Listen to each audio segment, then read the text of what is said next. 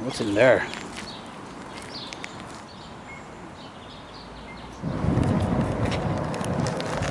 So a little bit of change of plans. I was planning on shooting at a completely different location, or well, it's not completely different, it's a little bit off, but it was so windy there, and like a little bit of that area that I wanted to show you, they're starting this huge construction project there.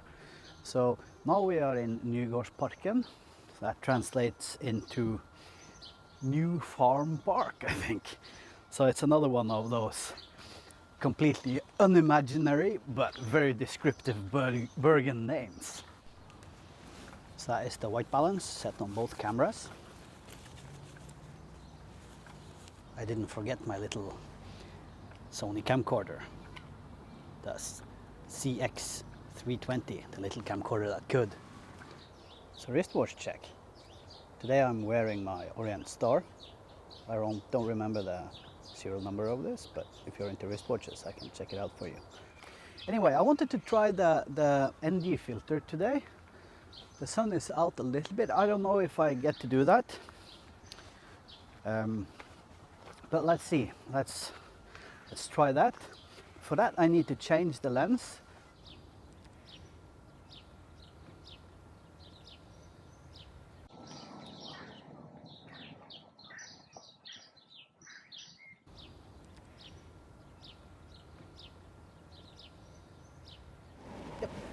Got my beard. Well, that's good enough, I guess. We're at f2.8, shutter speed of 50, and native ISO for this camera is 200, so that's what I was able to choose in manual when I'm filming.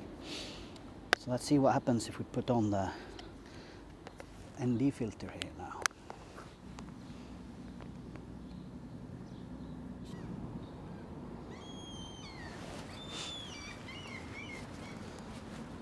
How's that looking?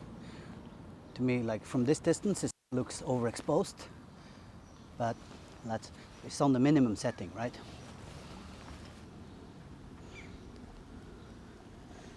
Yeah, like that's the max. Yeah, so how about that?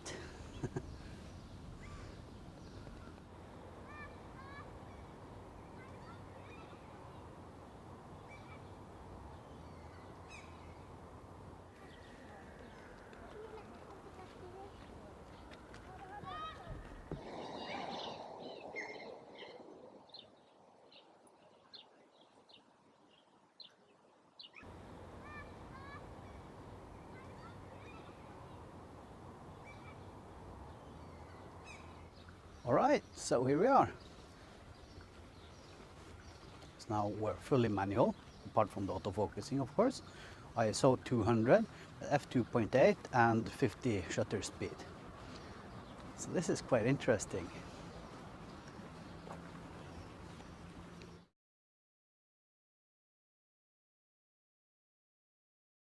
This is nice. Now I can get, I can film at the aperture I want. I'm probably going to need a step down ring for this, so that I can, use this on the smaller lens, on the 12mm. Yeah, but this is really interesting. Yeah, I mean, adding an ND filter, it's kind of like sunglasses for the camera, right? So you add another point to the exposure triangle, basically. Giving us the ability to shoot with the aperture we want, and maybe with the ISO and shutter speed we want as well.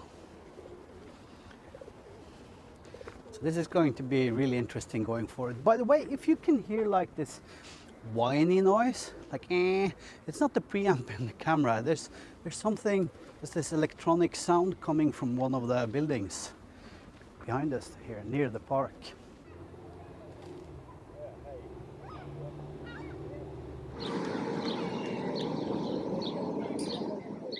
So yeah, we're still on the 12 to 40mm f 2.8 lens, and we're still using that ND filter.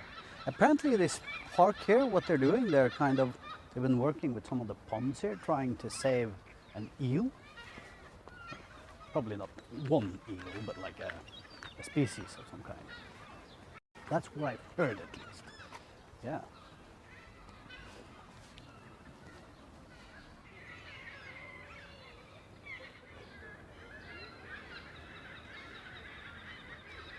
Wow, what kind of tree is this?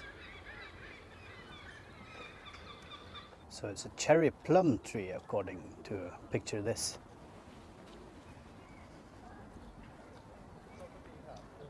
First it suggested a Japanese cherry tree, but it's not.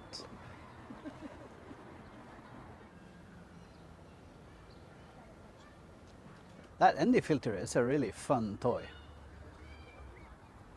I think, you know, if I had an even faster lens, it would be more fun.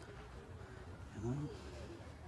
How do you use your ND filters, and do you use them at all? I've always been kind of like a gearhead in everything I do. It's like that in my woodworking as well. I love gear, you know. So, but it's also fun trying to like squeeze out as much as you can from the gear you already have. I mean, this is an old camera, this Olympus. They were released back in 2016, I guess, right? I mean, the EM1 Mark II is an old camera, you know, by the standards of today, whatever that would mean, but I think it's a really nice camera to learn on. And I mean, this thing is so advanced, it has so many settings. Like, if you're an Olympus user, like, how do you set up your camera using all these function buttons? Like, what functions do you use there? I easily get lost in those menus, to be honest. Check out this tree, it's really cool. It's like it's asking for some kind of leading line shot. Let's see if I can get, look at that. Look at that.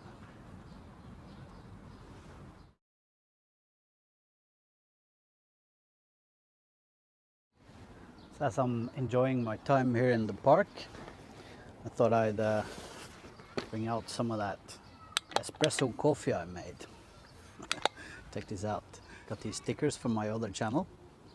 I'll leave a link to it here somewhere so you can check that out. If you're into woodworking, of course.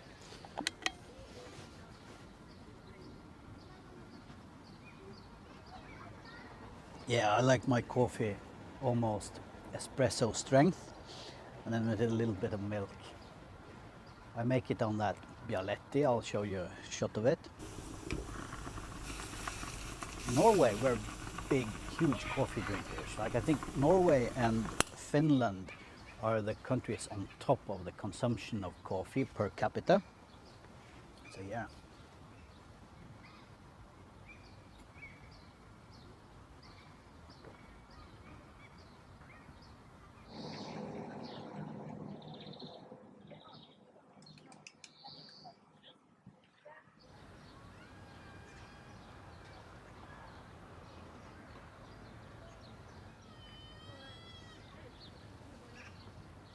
So yeah, the Nisi ND filter, 1.5 to 5 stops. Such a fun tool, this thing, you know. Looking forward to bringing that into my, you know, my photography and filming. And see what we can do with that, like creatively. I think, or perhaps we need a lens with a little bit of a more or faster lens than the 2.8. You know, I've been looking at some kind of telephoto lens for this camera system here, and there are some good ones for the Olympus. And also, I'm looking at that, not the 17mm f1.8 that we were testing the last video, but they make this. It's a 17mm. I think it's 1.2 or 1.4. that is just a beast. I mean, it's heavy, of course, but I mean, imagine the things that we could do with that lens. But you know, it's I get so crazy with gear, like, but yeah, there's a lot of fun stuff we could do, right? Do you think it's the Canon cripple hammer she's afraid of? I think we have enough footage for today. This was a really nice place to come. There's a lot of wildlife here. I mean, in kind of a little bit of a condensed area, right? It's surprising sometimes, like how much wildlife there is inside of a city. I mean, even though this is a park, right? So yeah, it's back to the bike and time to get home again. So we call that another one. But if you like this kind of content, remember to subscribe, like down there. Are you subscribing?